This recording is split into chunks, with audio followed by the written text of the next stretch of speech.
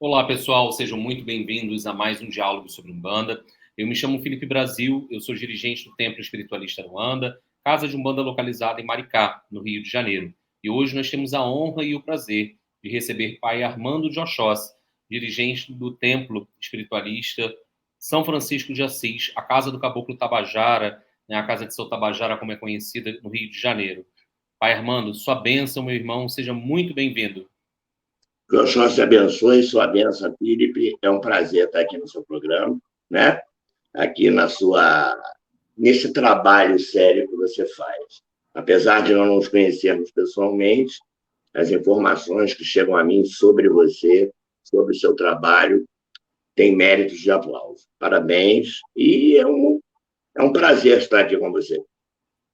Bom, agradeço as congratulações, Pai Armando, e que Oxóssi possa, como Senhor do conhecimento e regente dos nossos oris, nos guiar com a flecha dele de luz durante a live de hoje. O nosso tema é Guardiões, pessoal. Essa live está sendo gravada, ela vai ao ar no mês de maio, e fiquem muito à vontade em postar depois as perguntas de vocês. Ela vai ser transmitida tanto pelo Facebook como pelo YouTube. E comentem, marquem, se inscrevam, e caso venha alguma pergunta, depois eu entro em contato com o Pai Armando para a gente tentar estar respondendo e dando uma devolutiva a vocês. Pai Armando, a primeira coisa que eu gostaria de perguntar a você, meu irmão, como você chega na Umbanda? É pelo amor ou pela dor? Você nasce num berço umbandista ou vem de uma família católica? Como que se deu essa relação e esse contato até você iniciar o seu processo de mediunato? Preste atenção, Felipe. Eu vim de uma família de raiz católica, de raiz católica. Meu pai era irmão da Igreja de São Jorge e uma das minhas avós era irmã de Maria. E eu, menino, bem novinho, 5, 6 anos, eu tive problemas de saúde muito sérios, né? Eu tive problemas térmicos, feridas pelo corpo, e que a medicina não conseguia dar jeito naquilo, né? Meu pai, católico, não aceitava, e me levou a muitos médicos, foi feito juntas médicas na Policlínica Geral do Rio de Janeiro, e foi diagnosticado que não existia nenhum agente que fizesse aquilo. Então, eu tive muitos problemas, e um belo dia, a minha avó, que foi praticamente na época quem me criava, indo à feira, encontrou uma senhora, e essa senhora perguntou como eu estava, e a minha avó, muito triste, falou isso, porque eu me tornei uma criança diferente. Eu não saía, porque eu tinha vergonha daquelas feridas no corpo, né? Porque eu vivia dentro de uma banheira de permanganato e depois com pasta d'água no corpo. E aquela senhora da feira indicou uma casa chamada Seara Imaculada Conceição, que não existe mais, na Rua Uranos, que na época era chefiada pelo seu Francisco, por Dona Ibe. E a minha avó me levou lá escondido do meu pai, foram feitas algumas coisas e eu sei que aquilo ali começou a melhorar, né? Só que logo depois da melhora daquelas feridas, começou uma outra coisa a acontecer, que foi o ápice da grande história. Eu comecei a ver coisas que eu não entendia como uma criança e entrei em pânico. Eu não dormia sozinho, eu não ia no banheiro sozinho. Aí meu pai começou a criar problemas comigo, que era problemas psiquiátricos, me levou para psiquiatras, enfim. Só que esta casa que eu fui levado pela minha avó para ser rezado, ela ficou muito guardada comigo. E alguns anos depois eu voltei nela, né? Com uma amiga de uma vizinha minha, escondido do meu pai. A minha mãe consentiu e eu fui lá. E ali começou a história do pai Armando. Eu, menino, né, 12, 13 anos, todo entusiasmado com aquilo, achei aquilo deslumbrante. Era uma umbanda muito bonita, né? Uma Umbanda assim, muito seu Francisco. Ele fazia uma Umbanda dele. Não tinha oferendas, não tinha bebida, mas era uma Umbanda linda, né? E ali eu permaneci algum tempo com o menino, logo ele fica doente, e eu migro para a casa raiz minha, que é o Centro Espírita Trabalhadores Humildes, que na época é chefiado por Mãe Eunice, né? Ali eu ingressei, ali eu cumpri todo o legado de Umbanda, deles eu tive a permissão de fundar o TESFA, eles, a chefia dos trabalhadores humildes, foram comigo fundar o TESFA. O TESFA foi fundado num pelotismo de uma garagem, com 5 médios. E ali nós fundamos a Casa de Santa Tabajara. E isso já vai fazer 41 anos. Os Trabalhadores Humildes é meu berço, agora, dia 23, eu fui lá, hoje chefiado pela minha madrinha, que é a Mãe Maria, saí com a minha cabeça em pé, volto com a minha cabeça em pé. É a casa que eu tive a permissão de cumprir aquilo que hoje estou quase com 41 anos, que é o teste. E assim foi o início de Pai Armando. É muito interessante ouvir isso, Pai Armando, porque são 41 anos de trajetória, né, da casa fundada, mais o seu tempo de Umbanda. E, assim, eu queria que talvez a gente pensasse aqui, até para falar para quem está começando na Umbanda, que a Umbanda não se faz, trabalho espiritual não se faz da noite para o dia, médium não se faz no estalar de dedos. Né? Como que é isso? Porque existe todo um processo de preparação e um processo de aquisição de conhecimento para que você possa tocar uma casa além dos rituais, das oferendas, dos amacis. O que talvez a gente possa estar falando hoje para um grupo que está tão afoito, tão ansioso, e a ansiedade geralmente gera atropelos na caminhada? Preste atenção, eu vou te responder pela ritualística que eu fui submetido, né? Não é dizendo que ela seja correta, que é a única, que é aquilo que eu disse a você. Eu não sou o dono da verdade, eu não sou o papa da Umbanda, e eu tenho o meu ponto de vista. Eu sigo uma escola, né? Nos Trabalhadores Humildes, você cumpria 7 anos de camarinha. Então, nós tínhamos uma guia. A cada ano era posto nessa guia um breve. Aí você era recolhido na camarinha, aquela liturgia, você ia na cachoeira, você lavava a cabeça, enfim, tudo aquela estrutura. Durante 7 anos, você cumpria as 7 camarinhas de Umbanda. No último ano, você ganhava a bandeja, né? Com todas as insígnias de Umbanda, que lhe davam em público o direito sacerdotal. Né? Mas durante esses 7 anos existiam cursos, existiam palestras, existiam muitas coisas que faziam você aprender, né? Teoricamente e na prática. Porque os Trabalhadores Humildes, esse ano, ele vai fazer 85 anos de existência. Então, é uma escola de uma raiz muito grande. A Casa de Araribóia, a Casa de Pai Mais, e foi dali o meu berço, em Umbanda. Muito interessante. Armando, pensando na nossa temática, que é Guardiões, como que foi sua relação com os Guardiões? A chegada de seu Xiriri, a chegada dos Exus que compõem a sua coroa, a egrégora do teste, que começaram a se apresentar, né, na sua vida. Tem algum que marque mais? Tem algum que seja pau para toda obra, esteja sempre ao seu lado? Como que é isso? Exu foi a última entidade que se apresentou lá no princípio da minha mediunidade. Foi seu Tiriri.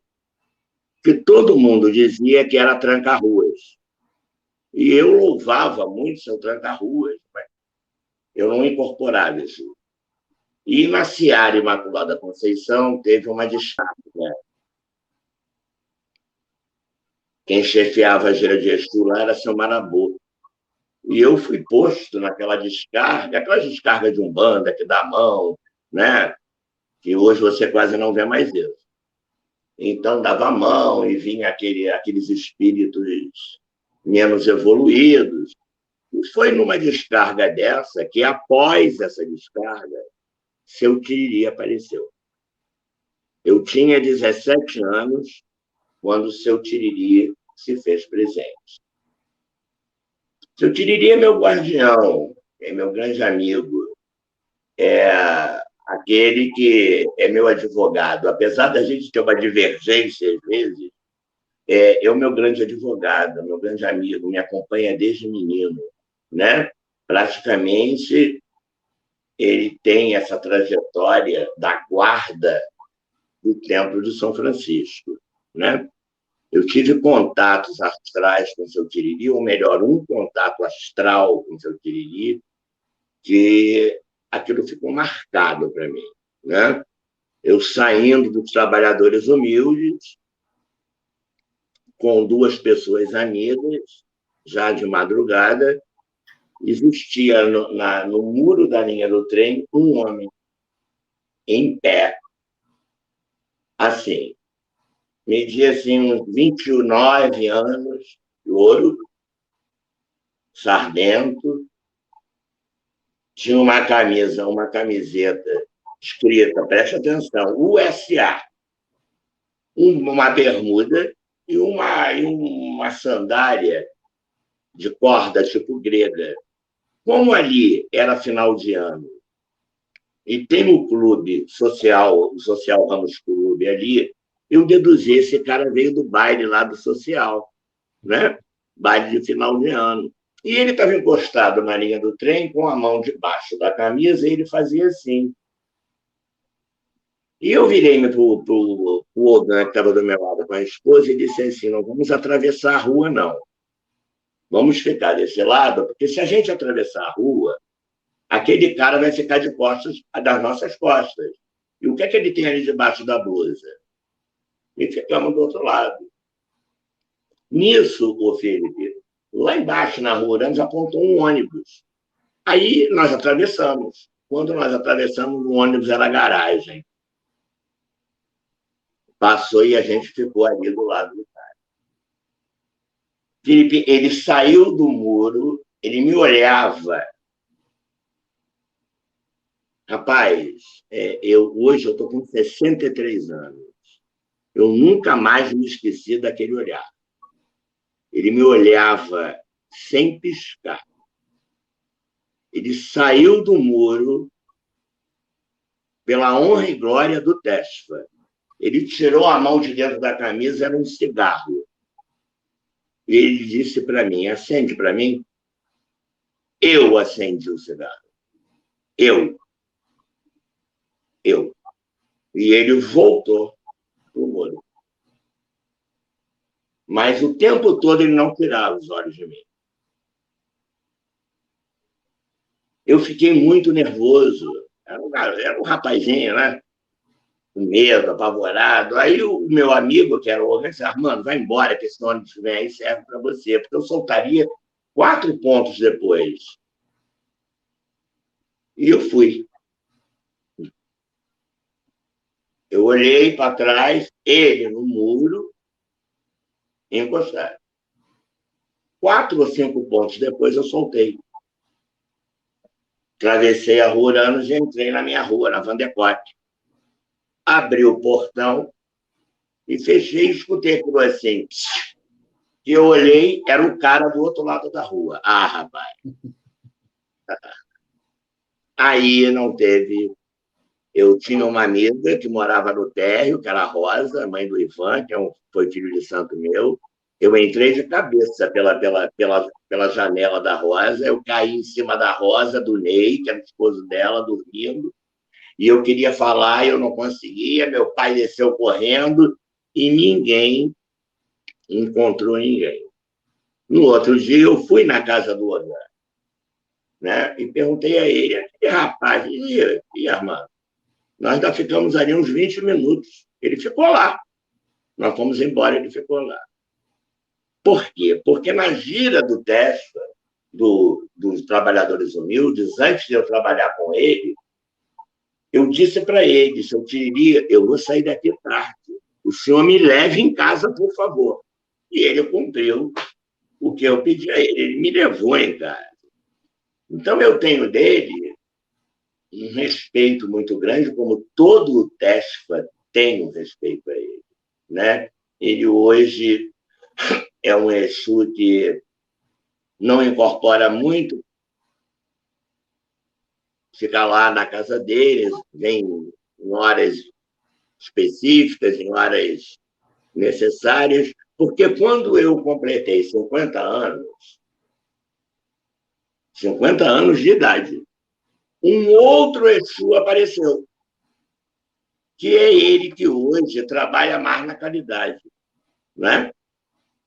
E seu filho hoje ele tem um posto, né?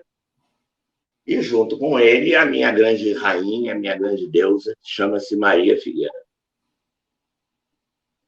Que eu viajei à Hungria para conhecer, na realidade, uma história que era contada aqui por ela. E eu fui à Hungria. Eu viajei à Europa, eu fui a Assis, e depois da Itália eu fui à Hungria ter informações, e, na realidade, são coisas que moram dentro de mim, são os meus guardiões, né, os meus grandes amigos, os meus sentinelas. Né? E Tiriri é o meu grande advogado, o meu grande amigo eterno. Uma relação bonita, né? Uma relação instituída. Todo médium, para quem está começando, para quem já está na Umbanda, o que a gente poderia explicar como guardiões na Umbanda? Né? Quem é Exu na Umbanda? Quem é aquele, como você está contando, aquele que defende, que guarda? Todo médium tem um casal de Exu que o protege. Como que é isso, Pai Armando? O que adiantaria, num quartel-general, existir o general, o coronel, o marechal, se não existisse o guariteiro, o soldado na guarita? O que adiantaria, numa obra, existir o arquiteto, o engenheiro e não ter o pedreiro para sentar no tijolo? Esse é Exu. Né? Exu é o obreiro, Exu é o trabalhador, Exu é a polícia astral. É o que eu digo às vezes, é o BOP do outro mundo. Deu para entender? Ele entra para aniquilar a energia do mundo inferior. É a polícia astral, né? Erroneamente confundido com o diabo católico, porque esse cara chamado diabo, ele não pertence à minha fé. Eu não conheço ele. Eu não conheço ele. Né? Como a concepção de Lúcifer é diferente da católica para o espiritualista. O espiritualista tem uma maneira de explicar Lúcifer. No catolicismo, uma outra maneira. Agora, o diabo, eu não conheço ele. E não pode ser confundido, porque quando você fala de guardião, você fala dos espíritos predestinados por luzes superiores a tomarem conta de você, te cuidar, te defender do ataque do mundo das trevas. Então, isso, para mim, é o guardião. Né? É o terra, é o que está do nosso lado, é aquele que caminha, que conhece as nossas necessidades muito mais, às vezes, do que entidades em outros cantões. Você, quando fala de Exu, né, do guardião, fazendo essa alusão à polícia, ao exército, né, eu fico aqui me questionando, porque hoje em dia é muito comum a gente ver, pelo advento da internet, né, ter acesso a muitas giras que às vezes são transmitidas, e às vezes hoje a gente vê giras de Exu que parecem open bar, parece que Exu é insubordinado, e eu fico imaginando, aonde o grande general de Umbanda vai permitir um espírito arruaceiro abaixo dele, sob a égide dele, aonde um caboclo, que é extremamente um espírito disciplinador, vai permitir que na casa dele tenha um espírito que se toque por um marafo. Como que é isso, Pai Armando? Eu posso dar a minha opinião? Fica muito à vontade.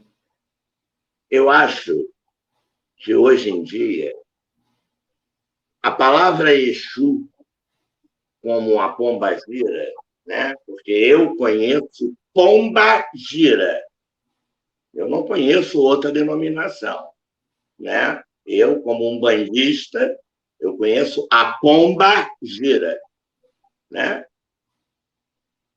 Eles hoje viraram, a muitos, outdoor de glamour, mídia, espetáculo, né? Aquilo que você não consegue fazer de cara limpa, você usa daquela energia para dar vazão. Então, você vê que determinadas gírias de Exu viraram verdadeiros bailes, carnaval. E isso depõe contra o nome do guardião, porque guardião é respeito, é decência. Guardião é ordem, é disciplina. Por isso eles são os nossos guariteiros. Por isso eles moram na porta de nossos templos. Eles é que tomam conta. Como é que quem toma conta vai fazer baderna? Não é? Porque eu não concebo muita coisa, sabe? Por exemplo, determinados atos que você vê por fora, que eu não gostaria de citar, mas eu, dentro da minha casa, eu não permito. Né? Eu não permito porque eu acho que Exu não é sinônimo de bebida. Né? Que ele bebe, mas ele não precisa virar uma garrafa no gargalo para ele dizer que ele é o tal, porque isso aí não é uma legal. Porque ele bebe por um motivo, mediunicamente, não porque ele necessite daquilo. Ele fuma por uma coisa, por um trabalho astral, não que ele precise do charuto e do cigarro. Porque eu sou do tempo, Felipe, que Exu bebia cachaça e fumava charuto. Que pombageira bebia anis e fumava cigarrilha. Hoje tem pombageira pedindo marca de cigarro. Calton, Hollywood. Você está dando para entender? Então, você chega em determinados locais que você vê essas coisas, e aí eu prefiro, muitas das vezes, ficar na minha casa. Sabe? Aí eu sou chamado por muitos aí de prepotente. Não é isso. Eu prefiro ficar na minha casa. Eu visito muito a casa dos meus filhos, né? De pessoas amigas, mas não sou um pai de santo que está correndo terreiros em visita. Não sou. Mesmo não tenho tempo. Entende? E a minha concepção de guardião é essa: é disciplina, respeito, ordem. Você falou que dentro da sua trajetória, seu Xiriri foi um dos últimos a se manifestar na primeira fase da sua mediunidade, no ciclo de trabalhadores humildes, da sua jornada mediúnica. E hoje em dia, às vezes, a gente vê logo a pessoa querendo incorporar o Exu, saber o Exu, essa curiosidade de ir para a internet, onde o médium fica afoito, e às vezes não tem nem um caboclo e preto velho firmado. É possível, né, dentro da lei de Umbanda, dentro de uma raiz mais antiga, o médium talvez começar dando consulta com o Exu e se nem sabe quem é caboclo e preto velho? Eu acho que o Exu é o guardião, ele tem o local dele mediunicamente, né? Você tem a sua entidade comandante, tem o seu preto velho, que pode ser a entidade comandante, e o Exu ele vem depois, né? Porque geralmente você não desenvolve para Exu, né? Você desenvolve ao caboclo, né? E no final de tudo o Exu já se apresenta, ou a pomagira. Mas hoje a coisa está inversa. O médico já está com o Exu dando consulta e não sabe nem quem é o comandante da cabeça. Uhum. Né? E aí, isto aí, você não escuta mais falar do Exu Caminaloá, do Exu Carangola, do Exu Marabá. Você não escuta mais falar do Exu Tronqueira. Muitos Exus você não ouve mais. Deixaram de existir, não. Porque os médios hoje, eles se sugestionam. Você entra num terreiro, tem muito tranca-rua, muita Maria Padilha e muito Maquemulambo. Porque tem pai de santo que joga búzio e diz para o médium, o seu Exu é tal. Que é isso? Aonde búzio fala o nome de entidade de Umbanda? Aí o médium fica com aquilo na cabeça. Você sabe que mediunicamente ninguém morre, né? Ninguém morre. Esse negócio que quando eu estou incorporado eu caio num buraco escuro, isso é mentira. Porque aí é a lei da física, a impenetrabilidade, dois corpos não podem estar no mesmo lugar ao mesmo tempo. Espírito é irradiação do astral para nós. Não é? O sutrátima está aqui, o fio de prata está aqui. Ele não foi rompido para a gente ficar inconsciente. Né? Inconsciente não é assim. Então, isso aí é um outro tema que não é o meu tema hoje. Então, o Exu, ele está ali. Aí ele já vai. Não, meu Exu é tranca-rua. É tranca-rua.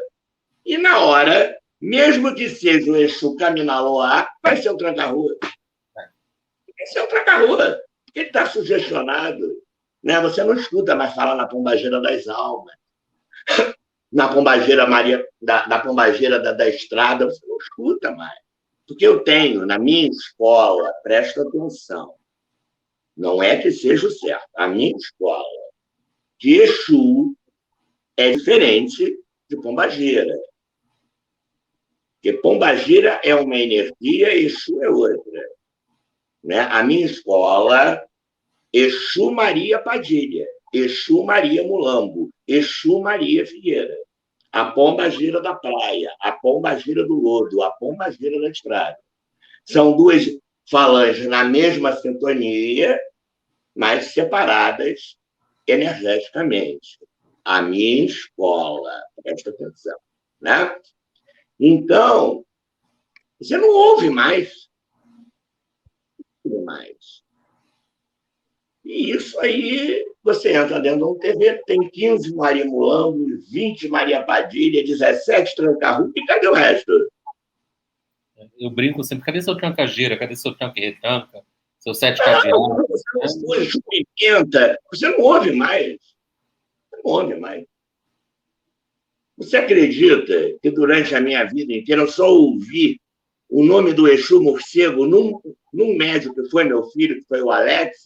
Eu nunca mais ouvi falar nesse Exu. Eu nunca mais ouvi falar nesse Exu. Né?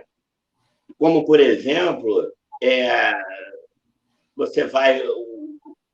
falanges de Exu que moram no mar, né?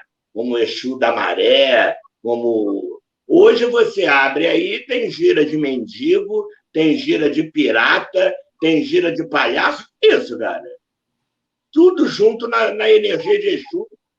A falange dos palhaços. Isso é brincadeira, né, Felipe? Foge um pouco ao fundamento, né, em si da Umbanda. Mas você tocou num assunto agora há pouco, muito antigo de Umbanda, que quase não se ouve mais. E quando você citou a Pombagira e o Exu.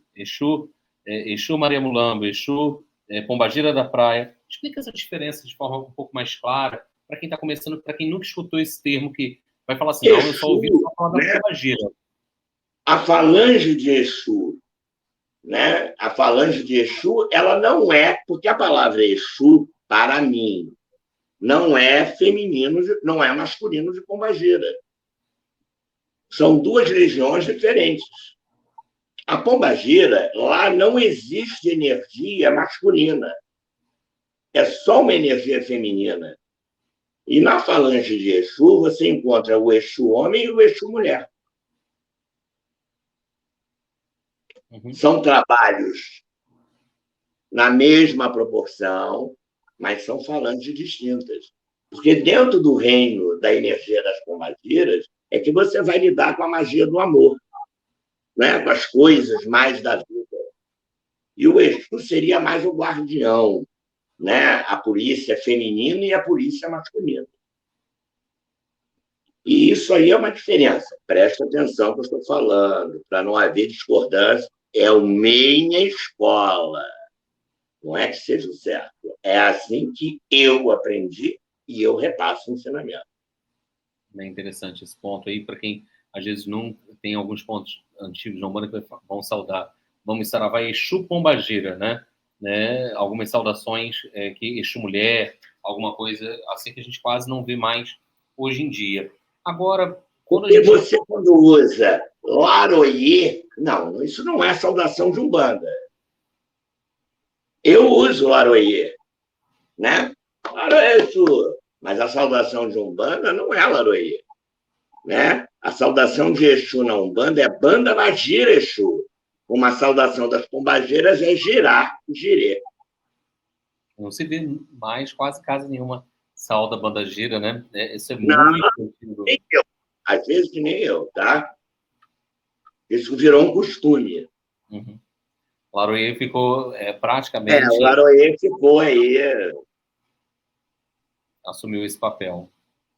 Agora, uma outra coisa dentro dessa jornada, às vezes a gente vê, pai Armando, você como uma casa, uma egrégora formada, tem alguns Exus que trabalham junto contigo, que às vezes não são nem Exus tão de frente, né? Como Dona Figueira, como Seu Tiriri, como você falou que depois de alguns anos chegou um outro Exu, e tem médios que agora a gente vê, mal começa, tem 7 Exus, 7 pombagiras. Como falar, às vezes, isso? É diferente de um dirigente que está com uma casa aberta, às vezes aquele Exu tem uma função no assentamento vibratório daquela casa, tem uma razão de ser, né? Pode explicar um pouco melhor? Eu, lá no TESFA, nós temos 4 guardiões. Isso foi uma coisa lá do princípio do TESFA, né? Lá na fundação dele, ele tem 4 guardiões distintos da casa, que seriam os meus Exus. Tá? Um deles é o Exu Viludo, né? Que seria o dono da nossa tronqueira, porque lá eu tenho a tronqueira diferente de porteira. Como eu te explicaria isso? A tronqueira seria o segurança na calçada e a porteira a portaria do edifício. A tronqueira mandava recado, entrou um cara sinistro aí pela portaria. Então é isso que eu quero falar para ver a diferença. Eu faço. Então a nossa tronqueira é chefiada por seu Viludo. Como nós temos Exus de trabalhos astrais, espirituais na casa, que são guardiões do templo, né? Escolhidos lá pela egrégora, pela chefia, desde o princípio, como seu Pantera Negra, como seu Sete Cruzes, como seu Veludo e como seu Meia-Noite. Né? São 4, um quadrante de energia aos 4 cantos do terreno do templo. Bem interessante. São tratados, são cultuados, né? São louvados, né? Independente de seu Tiriri, de seu Tranca-Rua e de Dona Maria Figueira. E não Hoje nós temos lá o seu Mulambo, que é o Exu da Mãe Natália, e o Exu Menino, que é o Exu da Mãe Aninha, que são minhas 2 filhas carnais, que tomam conta do templo comigo.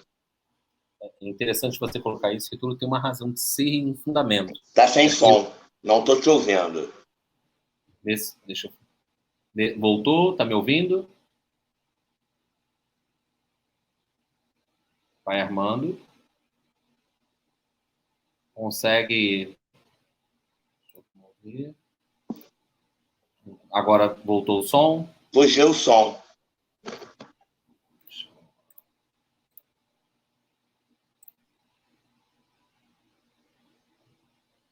Você consegue desconectar e voltar?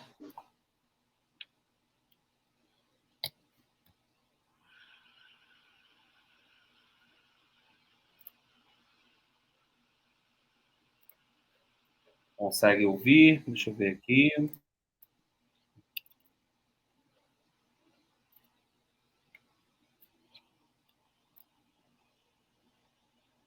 Fugiu o som, Felipe. Vou Não tentar estou te ligar ouvindo. você. Aqui.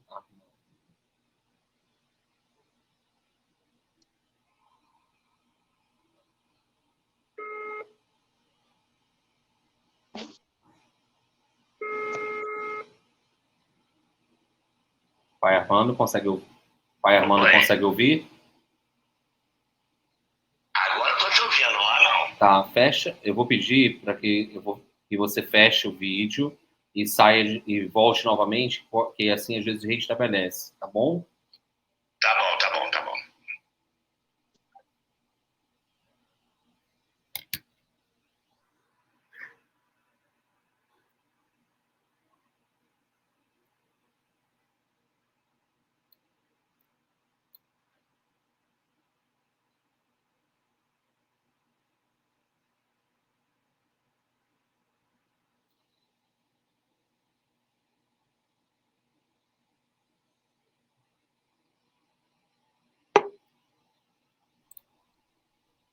Pai Armando consegue ouvir?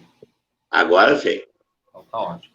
Bem, Pai Armando, uma outra coisa que eu queria perguntar, a gente está falando dos Exus, de um propósito de ter esses trabalhos, você falou até do Exu Mulambo, do Exu Menino, que trabalham junto com as suas filhas, né, com a mãe Natália e com a mãe Ana, e aí tem sempre uma razão de ser. Às vezes o médium desencarna e aquele Exu continua na casa, ali trabalhando, né, na tronqueira, ali atuando, porque ele tem um compromisso, além do médium, às vezes ele tem um compromisso com aquela egrégora espiritual. E hoje o que a gente vem falando é essa banalização, às vezes o médium ter, assim, vários Exus ali firmados, e às vezes não sabe nem o porquê está firmando aquela energia, e não sabe nem se é dele realmente. É como você falou da influência, às vezes, de alguns dirigentes que informam previamente, não, você trabalha com o seu fulano, até onde, será que efetivamente o médium está incorporado? É uma energia que está incorporada nele? É um processo anímico? O que geralmente você vê nesses casos? Qual a sua opinião? Eu acho que é animismo. Eu acho que é animismo. Eu acho, é aquilo que eu te falei, presta atenção. Eu era tranca-rua, tranca-rua, tranca-rua. Quando ele chegou, ele disse, não, meu nome é Tiriri. Entende?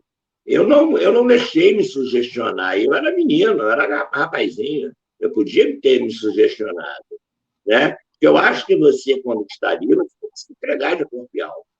Né? Você tem que deixar aquilo fluir. Né? Aquilo fluir naturalmente. E hoje as pessoas já vão. Ô, Felipe, tem pessoas que sentam na minha mesa de jogo já com tudo pronto. Entendeu? Já vem de uma outra casa com o nome do preto velho, do Exu, do caboclo, do não sei de quem, da criança. E aí, mas você está trabalhando? Não, ainda nem comecei a desenvolver, mas já sabe tudo, já foram dito tudo. Isso aí hoje é normal. Uhum. Você vai trabalhar com fulano e acabou-se. Isso aí gera um processo químico, né? Com certeza. Processo. Agora, uma outra coisa que não podia passar batido, né, apesar do tema ser Guardiões, quem é seu Tabajara na sua vida? Você pode contar a história dele para a gente, né? Seu Eu vou Itapulumi? dizer uma coisa para você. O Tabajara, para mim, é um prêmio de Deus, é o concurso em qualquer coisa. Eu amo Oxóssi, eu amo Baluaê, mas eu tenho por seu Tabajara uma coisa inexplicável. Eu vou te dizer uma coisa, Felipe, com muita honestidade. Eu ainda não me aposentei do TESFA. Quando eu digo aposentar, não é da fé. Me afastar mais um pouco por ele, por seu Tabajara. Seu Tabajara, para mim, é tudo. Seu Tabajara, para mim, é minha estrela, é o meu guia, é meu pai, é o meu conselheiro, é um grande amor que mora dentro de mim. Né? Tudo que eu faço no TESFA e faço pelo TESFA, eu faço em nome dele, pelo amor a ele, porque eu sinto o amor que ele tem por aquela casa. E eu ali sou o representante que posso ajudá-lo a fazer daquilo cada vez mais bonito, né? Porque ele é um caboclo completamente diferente para mim, né? Primeiro, a ordem dele é uma origem inca, né? É um caboclo que trabalha com cristais. Eu queria ter dele a milésima, sabe? A milésima parte de sabedoria que aquela luz traz, né? Em humildade, em perdão, em compreensão, em perdoar tudo e todos. Ter sempre uma palavra de amor, de carinho a todo mundo. Até aqueles que, na realidade, ofenderam a casa dele e a ele. Ele tem uma palavra de perdão, de carinho, de amor. Né? Ele dá sempre de braços abertos para todos. Né? Porque ele cansa de dizer isso para mim. Porque nós conversamos muito. Né? Muito, muito, muito. O que seria de você, né? porque ele diz uma coisa muito séria todas as vezes. Para sermos borboleta, temos que morrer como lagarta. E eu estou querendo morrer essa lagarta que queira ou não, ainda mora na gente, né? Nós somos encarnados. É difícil, mas a gente vai fazendo um esforço para essa lagarta morrer. Ele é tudo para mim, né? Tanto que é a minha entidade-chefe. Ele, quando chegou, eu tinha 16 anos, né? Porque a primeira entidade a incorporar em mim foi Ogum. Foi o Ogum das 7 ondas. E que foi pedido a ele que ele riscasse o ponto.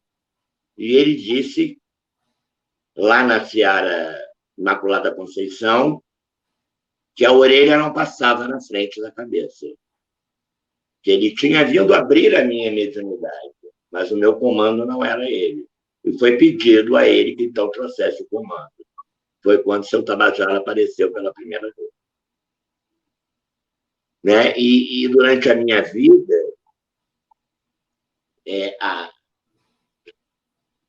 Tabajara não foi assim, tudo de uma vez. Durante esses 40 anos, um pouquinho de cada vez foi aparecendo. Né? E hoje eu digo a você que ele é de origem inca, o elemento que ele trabalha é a água, teve 33 encarnações no Brasil. 33 encarnações.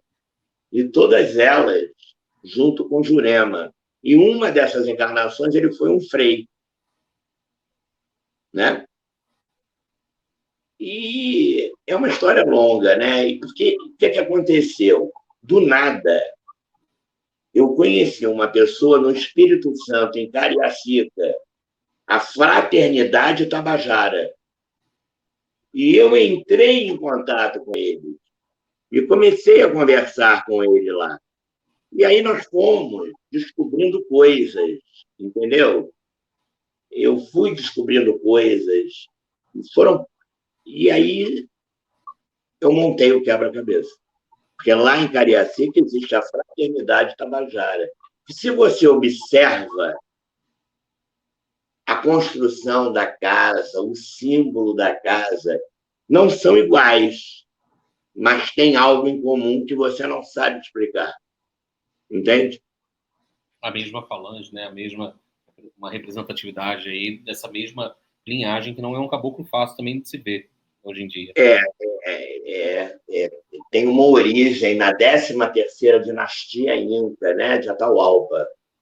E foi mandado descer os Andes com alguns índios, com alguns novatos, e chegaram no lago Titicaca, na lenda de Eldorado, e ali eles migraram para dentro do território brasileiro, descendo o Solimões no Amazonas. E, bom, isso quando ele era índio, né? Hoje ele é uma luz, é uma energia que mora no astral e que está sempre povoando o meu coração. Bonito isso. Assim, com tanta história, com tantas informações, duas coisas que eu queria destacar. Uma é sobre um livro, um projeto literário com relação a seu Tabajara, ou a sua trajetória aí na Umbanda, deixar esse legado para a posteridade. E a outra coisa que eu penso também que é importante a gente falar é que tem médiuns que às vezes estão mal engatinhando na mediunidade e falam que tem tantas informações. Eu brinco que eu trabalho com seus 7 flechas há 25 anos e são pedacinhos que ele vai dando de um quebra-cabeça. É isso aí, são pedacinhos. Depois, você, com o tempo, você junta a grande história. É isso aí. Os pedacinhos. Você vai juntando esses pedacinhos, você vai formar uma história. E logo após, alguma coisa vai acontecer para que você veja que aquela tua história é verdadeira. Foi o que aconteceu comigo. Foram pedaços, fragmentos que eu juntei e um belo dia, conversando lá com a Fraternidade Tabajara, a gente juntou aquilo tudo. Como que foi para você, ainda muito menino, né, 16 anos trabalhando com seu Tabajara, né, e logo 20 e pouquinhos anos, receber essa informação, recebeu a bandeja e a informação que você tinha uma casa para abrir? Quais foram os desafios ao longo desses anos, né? Às vezes, em conseguir começar com uma casa pequenininha, hoje quem chega no Tesfa vê uma casa grande acha que começou dessa maneira. Como que foi todo esse processo da trajetória? Eu comecei debaixo da ponte da Ilha do Governador. 2 anos debaixo da ponte da Ilha do Governador. Meu altar era um caixote, uma imagem de Cristo, uma vela e um copo d'água. Meia dúzia de pessoas me ajudando.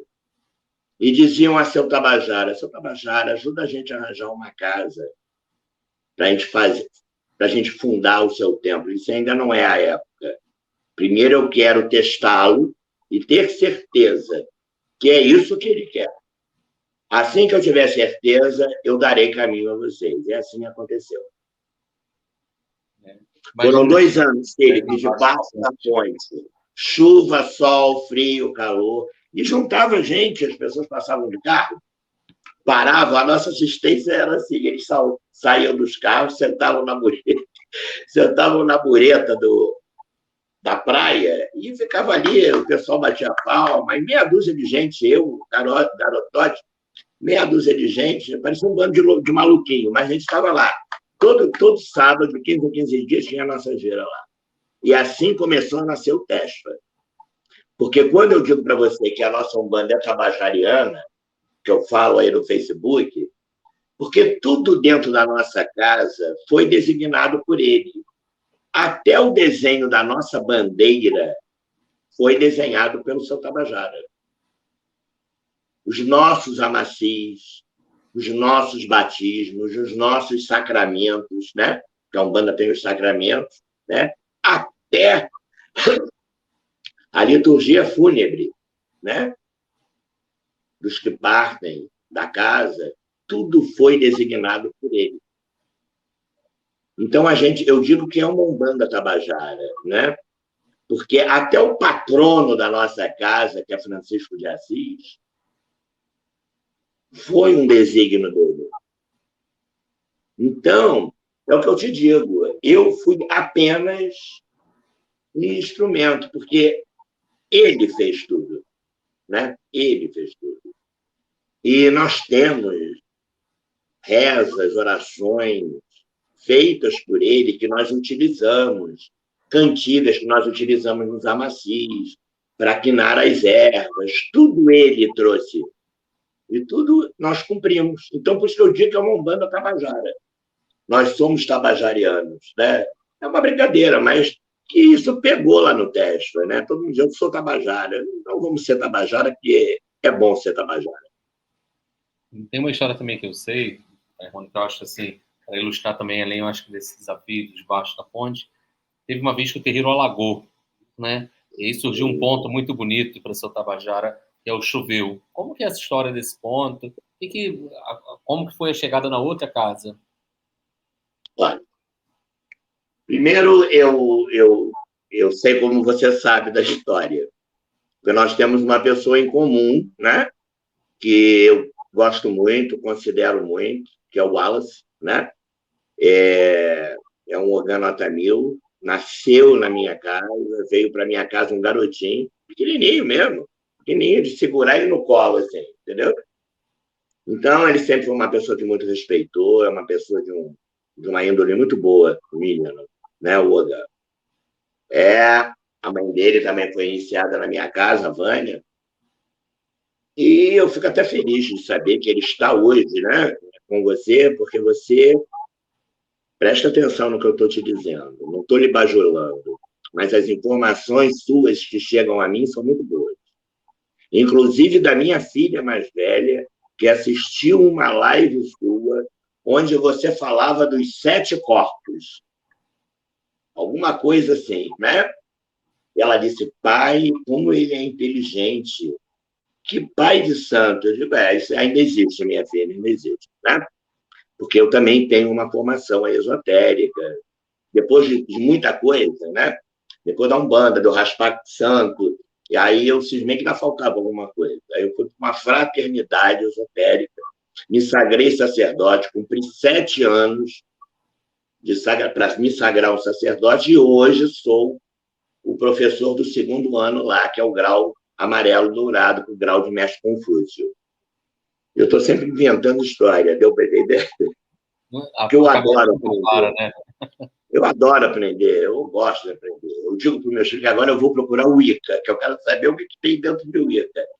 Mentira. Então, nós estávamos lá, o terreiro era na Uranus, e naquele dia, ô Felipe, eu cheguei e senti assim um aperto no meu coração. Aí eu entrei no terreiro, a minha filha mais nova tinha encerado tudo, e a ter gira no sábado. Eu olhei Santa Bárbara, eu acendi uma vela nos pés de Santa Bárbara e disse assim: minha mãe, eu não sei o que é, mas livra-nos de qualquer perigo. E acendi a vela. Ele, quando deu 6 horas da tarde, eu nunca vi aquilo, o temporal, o céu ficou verde musgo. Era vento da esquerda para a direita, da direita para a esquerda. A água foi a 2 metros dentro do terreiro. Nós saímos do Templo de São Francisco a nado. A nado. Nós fomos nos segurando para a passarela, a água subiu. O que podemos salvar, botar no alto, nós botamos, mas muita coisa foi embora, muito acervo meu foi embora ali. E no outro dia, né, de madrugada, quando a água baixou, tinha um ônibus quase coberto na porta do terreiro, para você imaginar. A água bateu no portão, abriu, que ela me levou assim para trás.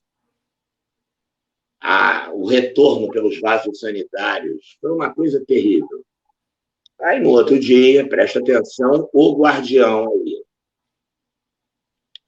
Eu virei-me para a Natália, nos escombros, e disse assim: acabou, né? O astral disse para nós que terminou.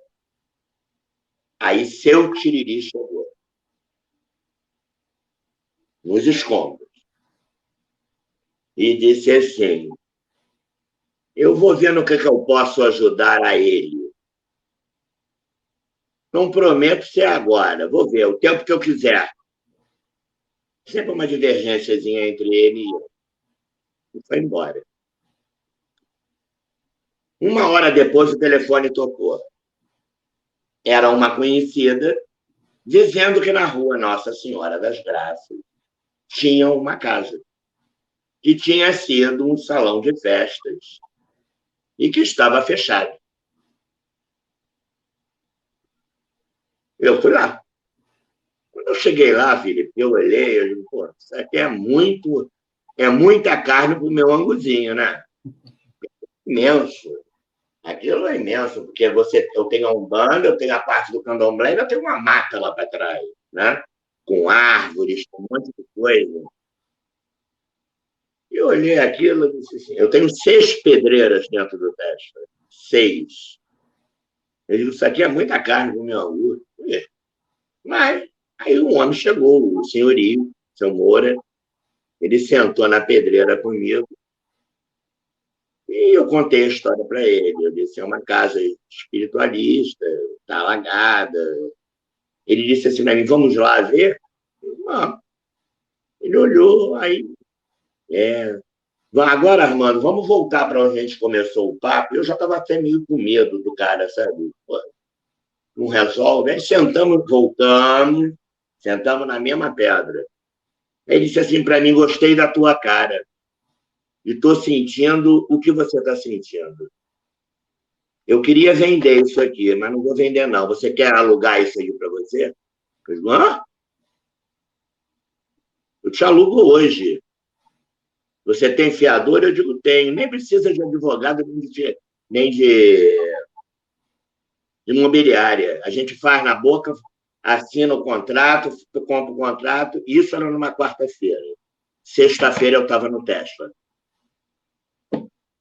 De quinta para sexta, todos os filhos de carro começaram a levar tudo. Aí no salão, porque não tinha nada, era só o salão, ficou Oxalá, ficou Exu, ficou Ogum, ficou todo mundo, né, cara?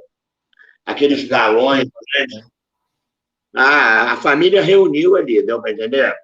E ali começou o teste que é hoje, né? A organizar. Eu sentado na cadeira, olhando a pedreira, me veio a tal cantiga, que eu dei ela até para o Genário de Xangô gravar no CD dele, que foi me passada do astral ali, e isso virou quase um hino hoje dentro do terreno, que é o Choveu. Quer que cante? Canta, pode cantar, é lindo, né? Choveu, choveu, choveu e alagou. O céu escureceu, o vento forte veio e soprou. Veio muita água da chuva, a minha aldeia inundou. Xangô é rei, na pedra do Cariri. Teve pena de caboclo, trouxe sua aldeia para aqui. O choveu. Esse é o ponto. Não, e as pedreiras de Xangô todas ali, né? A firmeza de Xangô toda ali, muito bonito isso. Xangô teve piedade da gente. Levou o teto para dentro de um cariri. Porque nós estamos dentro de um cariri.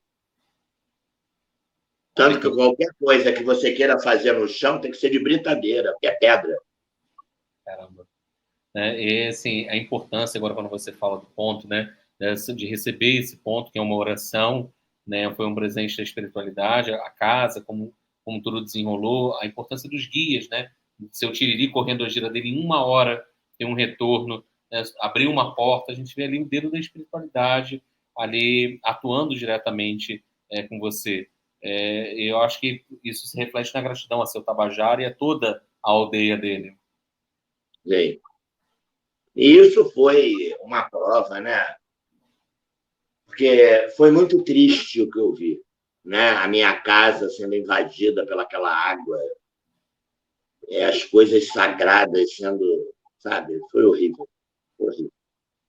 Porque chegou uma hora que a minha filha mais nova entrou em pânico. Ela começou a gritar: pai, para com a chuva, pai, para com a chuva. E aquilo disse assim para mim: se retira com tua tropa. Felipe, eu me senti o almirante abandonando o meu barco. Entendeu? Eu me senti o maior covarde ter que sair e abandonar meu barco. E aí eu peguei quem estava comigo, eram minhas filhas.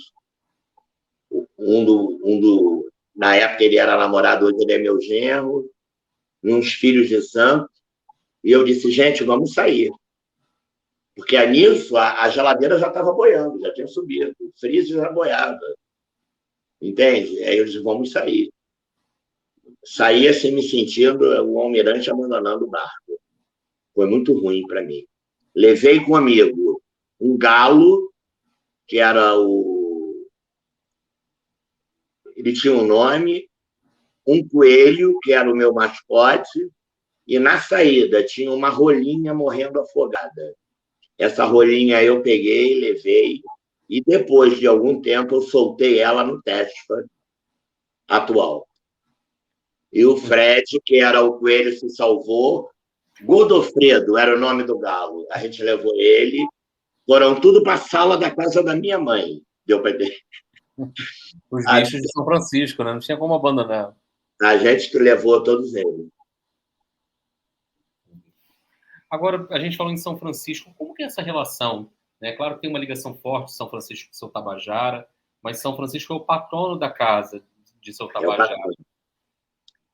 São Francisco é o patrono, né? Tanto que o terreiro foi fundado em 4 de outubro de 1981. Né? Então, nesse dia, nós temos um trabalho muito grande na casa. É uma festa, entre aspas, de 48 horas.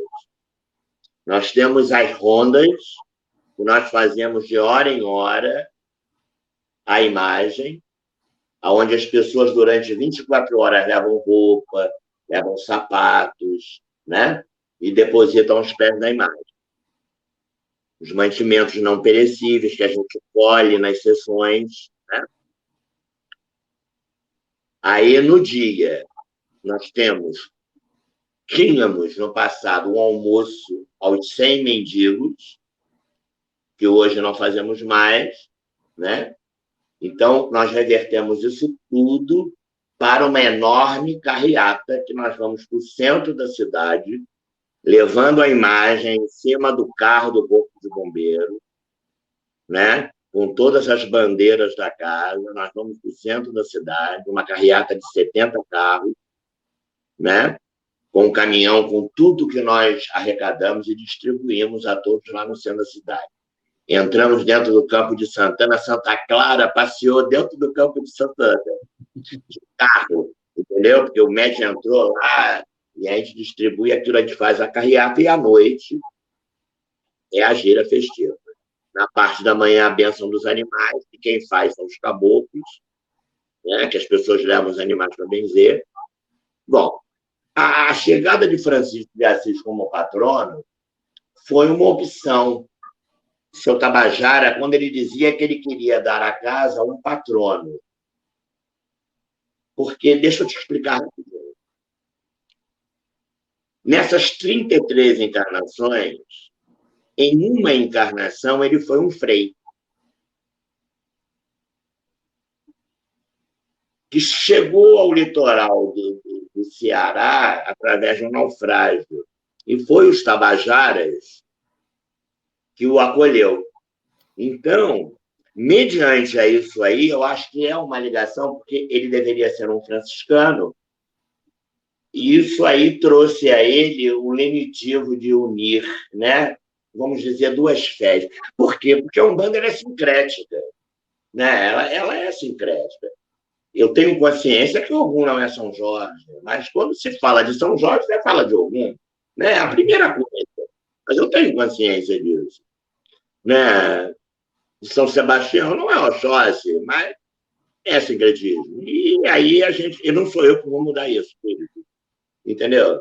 Não sou eu que vou mudar isso. As pessoas falam aí, mas não sou eu que vou mudar. Se é. Então a gente faz, tendo certeza, a convicção que a energia é outra, né? Mas quem não vai me dizer que São Jorge da Capadócia não era filho de algum? Não é uma verdade? O cara era guerreiro lá, de repente, quem vai me dizer? Isso aí foi uma opção dele, de trazer Francisco de Assis para ser o patrono. E a minha casa, por mais que você queira dar luxo a ela, você não consegue. Você não consegue. Entendeu? Por mais que eu queira botar alguma coisa de luxo, eu não consigo. A minha casa é pedra, é mina d'água minando constantemente pela pedra, aí vai para o ralo, aquela cachoeira constante ali pelas pedras, é mato, é folha, é árvore, é jardim, o terreiro é aberto, tem uma parte dele que é ao ar livre, entende? A casa toda é feita em pedra. Então, não dá, porque é ali a morada de Francisco de Assis também. Então, não dá para me botar mármore Carrara, entendeu? Porque eu não consigo. Então, fica uma coisa humilde. É bonito, eu me acostumei já, né? As nossas paredes têm matas pintadas, tem, né? Seu Tabajara é muito cheio de simbologia, e tem muita simbologia espalhada pela casa, sabe? Essas coisas assim, que aí eu tenho que concordar. Tá lindo o caboclo, ficou bonito. Mesmo não achando, a gente tá bonito, entendeu? Porque a casa é dele, aí tem um símbolo ali, um símbolo aqui, e tem a bandeira ali, tem a bandeira colada, entendeu? Você só zela pela casa dele, né? Ele que é o dono. Eu sou o zelador. Quando eu digo zelador, não é zelador de santo, não. O zelador mesmo. Eu e meus filhos, nós zelamos pela casa dele. Limpamos, arrumamos, enfeitamos, porque o dono é ele. O dono é ele. Agora, uma coisa que eu Sabe o que é observei. que eu passo com ele? Porque ele é monárquico, né? Dentro daquela liturgia de umbanda dele, não aceita determinadas coisas. E eu tenho na parte de cima o candomblé, e que não posso trazer nada de lá para baixo. Tudo é exercido lá em cima. Porque Não dá. Aí me cria uma celeuma, um problema, Manda entendeu? quem pode, obedece quem tem juízo, né, Pai Armando? Essa que Sim, senhor, e eu obedeço porque eu tenho juízo. eu sempre digo que numa casa espiritual, uma casa de Umbanda tem um dono espiritual, aquela casa. E ele dá as diretrizes. E nós, dirigentes espirituais, não podemos fugir. Se a gente foge das diretrizes daquele guia, ele tira a cobertura espiritual dele. E assim, Toda. então, a gente só deve obedecer nesse sentido. Sim, e eu sou ali, porque às vezes, por exemplo, vai ter uma gira, uma sessão que ele vai presidir. Antes da sessão, aquilo vem na minha cabeça. Bota no pé do altar isso. Eu já preparo aquilo tudo ali sem saber o que vai acontecer. Sônia, que é a que toma conta, que mora no centro, arruma tudo ali para mim, mas arruma isso, bota lá, não interessa nem eu sei, bota isso ali. Então, quando ele chega, já está tudo ali. E é uma coisa que ele já traz aquilo esquematizado, deu para entender? Sem antes me passar nada. Então, é aí que ele mostra o domínio dele sobre a casa. Isso é bem interessante. É bem comum aqui com o trabalho de seus sete flechas que costumam fazer muito isso. Agora, uma coisa que eu observei dentro da sua raiz é que as casas espirituais dos seus filhos, né, os frutos desse arvoredo cultivado por seu Tabajara, que é frondoso, também tem santos patronos. Isso é algo por orientação dele? É assim, sim, sim. Aí os filhos quiseram seguir, né? Ter um segmento igual ao Tesla. E aí eu acho que os caboclos concordaram lá, e um é São Bento, outro é São Judas Tadeu, Achei isso que interessante. seguem a mesma liturgia Tesla. A ritualística Tesla é a ritualística dele. Até da própria iniciação de Umbanda. Todos são tabajaras.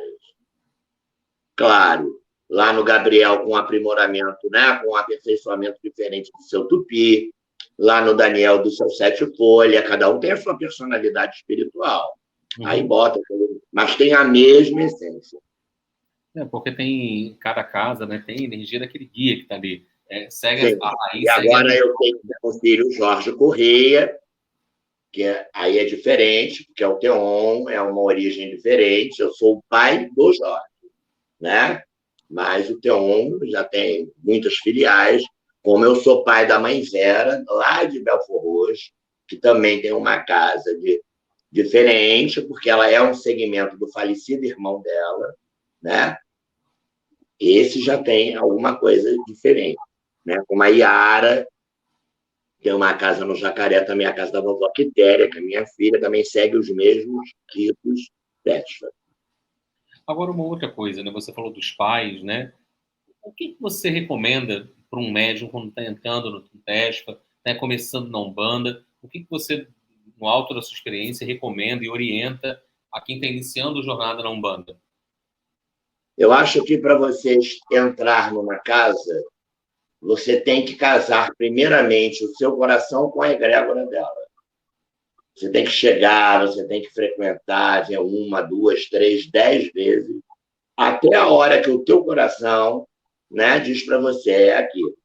Né? Porque a nossa entidade fala por aqui. Então, eu acho que não acontecer entusiasmos, né? Porque aí entra hoje, sai amanhã. Pensar bem aonde vai entrar, ter, na realidade, deixar um pouco as emoções de lado e entrar com a razão, né? Do compromisso que está assumindo. E hoje é problemático, né? Hoje é muito problemático você avaliar.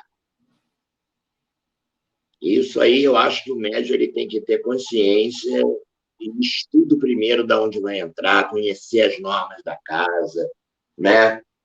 Agora, uma coisa que eu recomendo, nada de Umbanda por internet, porque isso não existe. Não pode ser filho da mãe internet, nem filho do pai Google. Não pode. Isso é que não pode, né? E ver direitinho, né? Porque, Felipe, é tão complicado dizer isso aí, responder a você o que você me perguntou hoje em dia, porque tem gente que gosta da fanfarra. Chega numa casa, vê disciplina, não, aqui não, eu não vou ficar aqui. Esse cara é grosso, Para que isso tudo? Aí chega na casa do outro, tem bebidaria, frevo, funk. Aí, né?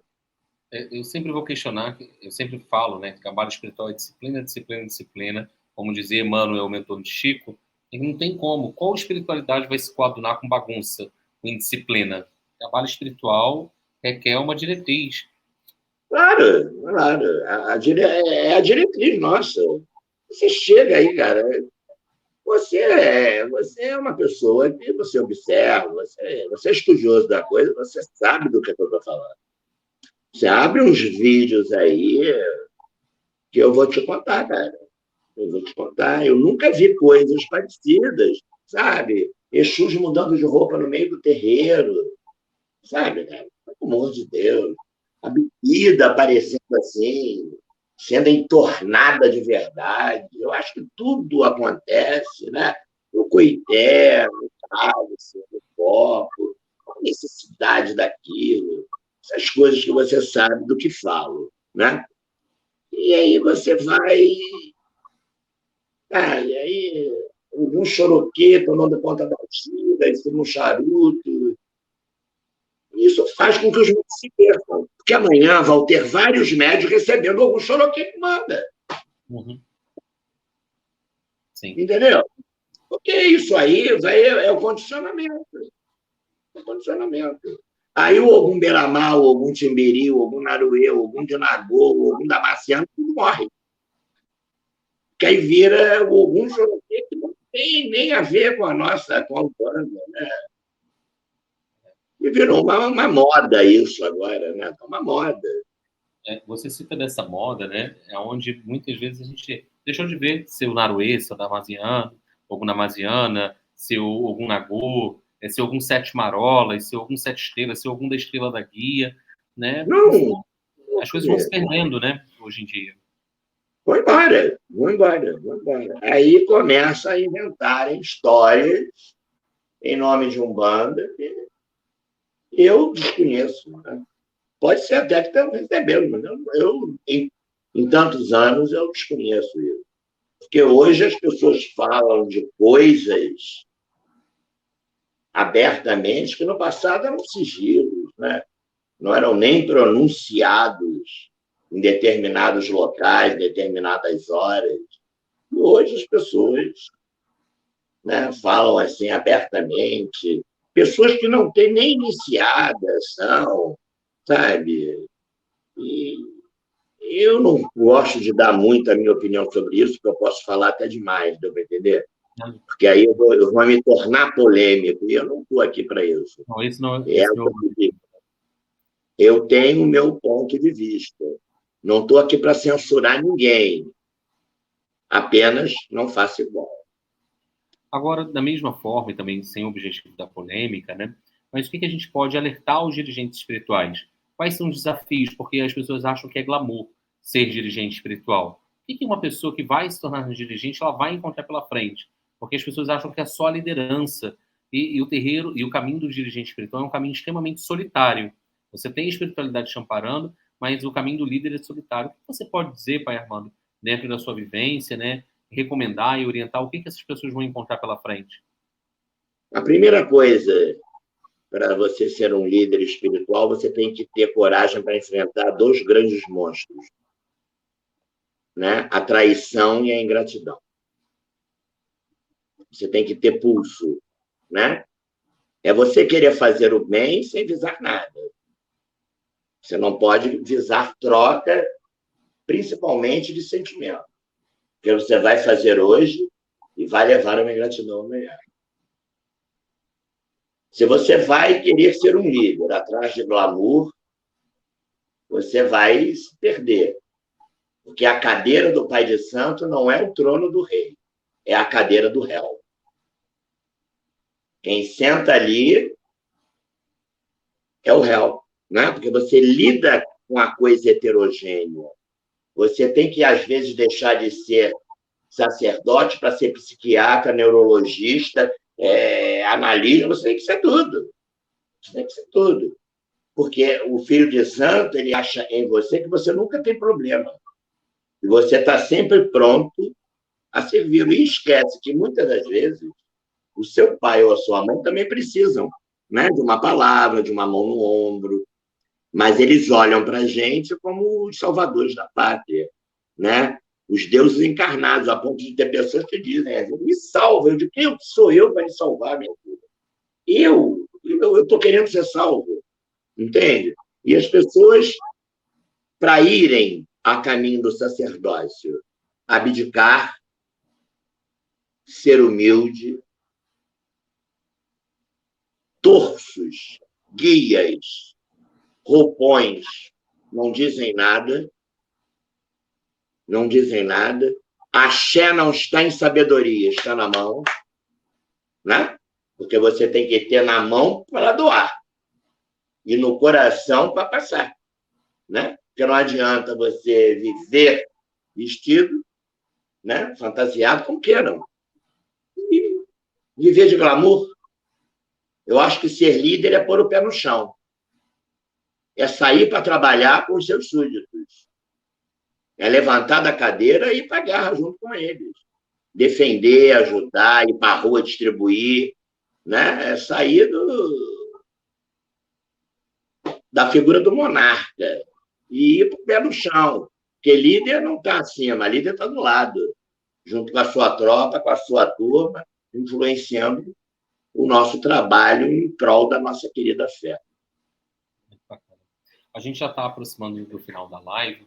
Eu queria que você fizesse suas considerações finais e também falasse um pouco do trabalho da Casa de Seu Tabajara, das redes sociais, para quem quiser visitar. A casa já retomou suas atividades. Fala um pouquinho disso. Já retomou. A nossa casa já retornou às atividades, é todo sábado, né? Nós temos giras no sábado. O nosso desenvolvimento, ele tem um dia específico, que é só para os médios, é interno. As sessões de atendimento ao público é todos os sábados. E às segundas-feiras, a primeira segunda-feira do mês, eu acho, são as consultas com Exu. E estamos lá sempre de portas abertas a quem quiser nos prestigiar nas giras de sábado, né? Por exemplo, a nossa festa de São Jorge, eu vou fazer agora, dia 30, entendeu? Vou fazer sábado, porque eu fiz a Ronda Alvorada dia 23. Mas eu vou fazer a festa, como aí no dia 7 de maio, né? Eu acho que é Exu. Aí depois, dia 14 de maio, é a festa do Vovô Chico. Esse mês ainda tem um mês de cigano, né? Oi? Esse mês ainda tem cigano, geralmente? Em maio. Eu faço a gira do São Manolo no último domingo, no último sábado de maio. Ainda tenho esse compromisso com essa alma cigana. Muito interessante. E as redes sociais, Pai Armando? O Tesfa tem Facebook, Instagram? Ele tem uma página, Templo Espiritualista São Francisco de Assis, que é comandado pela Mãe Natália. Né? Eu só tenho o meu Facebook, Fernandes Vila, que eu falo muito do Tesfa ali, né? Mas a página do Tesfa mesmo é Templo Espiritualista São Francisco de Assis. Eu acho que é ela que manuseia o Instagram, porque eu sou meio troglodita nisso, entendeu? Sou muito honesto para você. Ela manuseia isso, mas tem o Templo Espiritualista São Francisco de Assis, é uma página. É um Facebook que ela entra em contato com muita gente, e muita gente nova apareceu no teste devido a esse Facebook aí. Entendi. Eu só tenho a agradecer, Pai Armando, a sua disponibilidade, estar aqui falando sobre Umbanda conosco, compartilhando seu conhecimento. Peço a bênção ao Caboclo Tabajara e queria deixar agora para você se despedir de quem nos acompanhou aí durante essa live. Eu queria agradecer, né, primeiramente a você por ter me dado essa oportunidade de estar aqui, coisa que não é muito comum, né? Eu me limito muito, né? Porque eu gosto de coisa séria com gente séria, né? Eu não gosto de brincadeira, principalmente quando falo da fé. Foi um prazer estar com você. Também peço a benção a seus 7 flechas, que ele ilumine a nossa vida, né? Que essas 7 flechas sejam 7 oportunidades a cada um de nós em vitória, em equilíbrio, em paz, em amor, né? em transmutação, porque nós temos que transmutar, nós temos que transformar, né? Nós temos que pegar essas energias e transformar elas em dias e horas bem melhores. Dizer a você que é sacerdote, junto contigo, que nós devemos ter um pelo outro grande respeito, para que a gente possa cada vez mais dar força à nossa fé, né? Porque padre não fala de padre, pastor não fala de pastor. Agora, pai de santo sempre tem que falar do outro, né? Tem sempre uma coisa errada que o outro fez. Isso aí não é cabível. Nós temos que nos respeitar, porque cada um na sua escola, cada um na sua casa. Voltamos àquela história do feijão. O feijão é o mesmo. O que fica diferente é o tempero.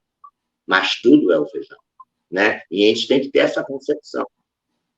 E queria agradecer a todos vocês que estiveram me ouvindo até agora. Eu acho que eu falei muito, né, cara? O povo do Oxóssi fala padedel.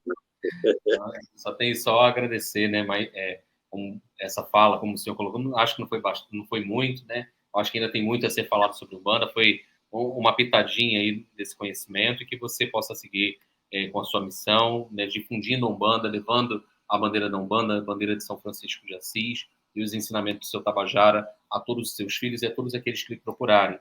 Somos de uma única banda, da Banda de Deus, somos de galhos diferentes, mas de uma única raiz. Então, deixo aqui meu agradecimento de coração a você, a todos que estão nos assistindo. Não se esqueçam de se inscrever no canal, compartilharem, colocarem em seus comentários.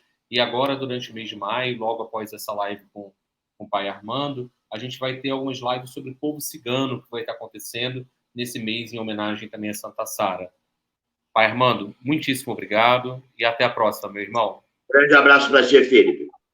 Tchau, tchau. Um abraço para você. Fica com Deus.